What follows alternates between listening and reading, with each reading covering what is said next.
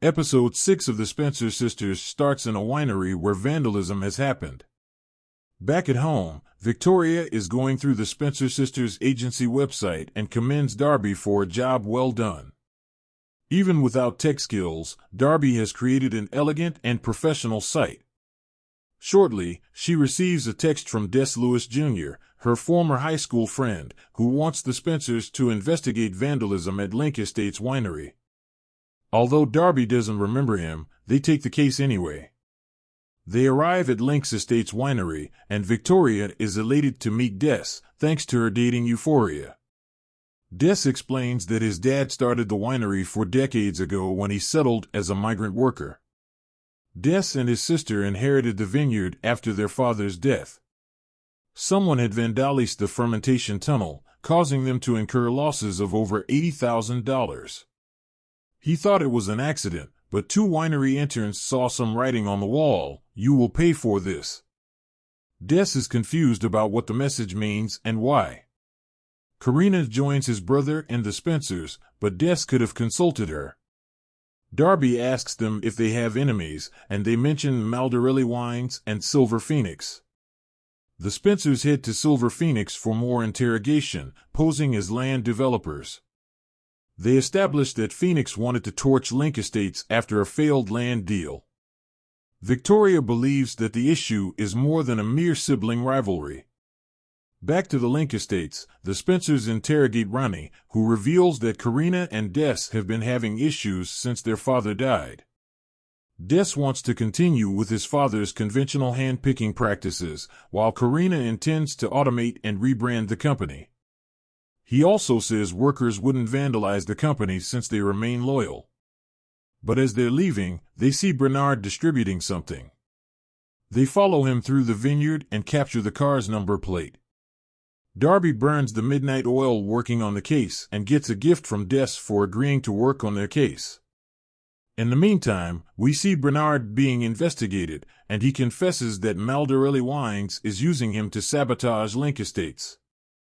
Maldarelli is being promised an operational manager's position if he can convince Link Estates workers to join Maldarelli. Ronnie seems angry with Karina, and the Spencers have to interrogate her about her fight with Ronnie. And to their shock, she fires the Spencers from the case. Meanwhile, Victoria advises Darby not to dwell on being fired and find a hobby to keep her busy. While staying active and fit with the boxing exercise, Darby gets an impromptu visitor, Des. He apologizes for how his sister treated them and brings winery ledgers for auditing since he thinks they might be in a financial crisis. On the other hand, Victoria enjoys a coffee moment with a friend she meets in a cafe. Back at home, Darby and Des dig deeper into the ledgers while enjoying wine. Darby tries to sneak Des out of the house before Victoria sees him in the morning. Victoria points out that there are unexplained recurring $6,000 expenses. Des also calls and explains that vandalism is becoming more rampant. Victoria suggests they go to the gala and break into Karina's office to get more information. And this time, Victoria picks a dress for Darby to wear. Meanwhile, the Spencers arrive at the gala and hack a plan to get into Karina's office. Victoria distracts Karina while Darby rummages through Karina's room and finds that the $6,000 recurring expenses were paid to Gloria Williams, a mistress to Desmond Sr. They also discover that the payment also went to Desmond's illegitimate son, Ronnie. Billy arrives and requests Victoria for a tango dance. Victoria is immersed in the dance, forgetting she has one crucial task, distracting Karina. But she manages to trick her before entering the room and finds Darby searching through the documents.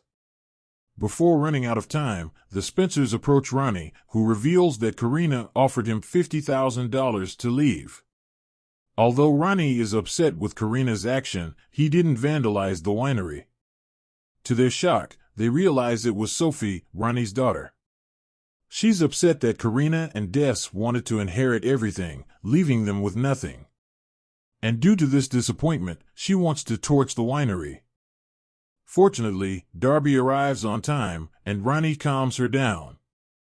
Des doesn't press charges against Sophie. He also rehires Ronnie and agrees to work through some of Karina's marketing ideas. Darby and Des take a walk, and since he's no longer a client, he asks Darby for a dinner date.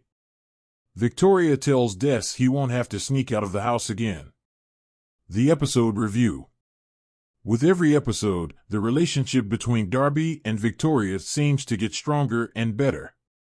They can now talk about dates, solve issues better, and are open to each other.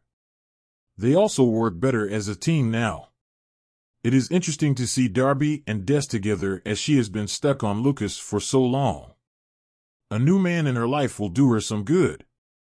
Des looks like a nice guy, so let's cross our fingers and hope he won't break her heart.